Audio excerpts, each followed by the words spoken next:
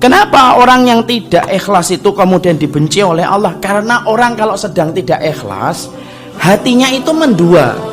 Yang separuh frekuensinya untuk Allah, yang separuh frekuensinya untuk yang lain, entah karena pujian atau untuk dapat dunia. Kenapa sih Ustadz kita bicara tentang niat itu terus menerus melulu? Banyak Ustadz yang lain juga bicara tentang niat terus.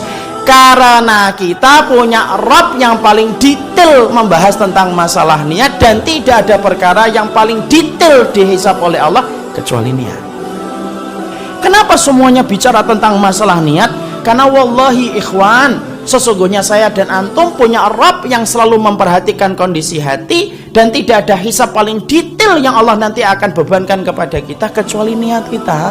Makanya kalau ada orang yang sudah terpola dengan ibadah tapi selalu melalaikan niatnya, maka bisa jadi dia itu sebagaimana musafir jalan kemudian ngisi kantongnya dengan beban yang berat, tapi nanti sampai di tujuan tidak ada manfaatnya itu kantongnya ketika diisi dengan pasir yang berat itu. Makanya kan ada hadis yang terkenal yang dulu bapak dan ibu dengarkan ketika waktu SD kan, innallaha la yanzuru ila suwarikum wala yanzuru ila ajsadikum walaki yanzuru ila qulubikum. Allah kan sudah ada hadis yang terkenal, Allah itu tidak pernah melihat kepada fisikmu, Allah tidak pernah melihat kepada bentuk rupamu, tetapi Allah melihat kepada kondisi hatimu. Artinya apa? Keikhlasan itu loh yang dilihat oleh Allah.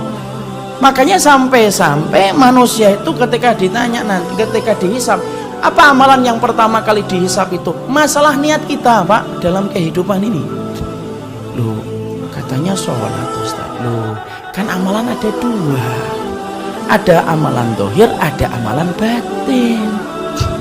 Amalan dohir yang pertama kali dihisab sholat kita. Amalan hati yang pertama kali dihisab itu apa? Hati kita, ikhlas atau tidak ikhlas. Makanya tadi saya nyebutkan perkataan Nabi, yuhsyarun nas ala niyatihim. Manusia nanti akan dikumpulkan oleh Allah itu berdasarkan niatnya. Kalau niatnya dulu dalam hidupnya itu hanya nyari jabatan tok, ya kumpulnya sama itu.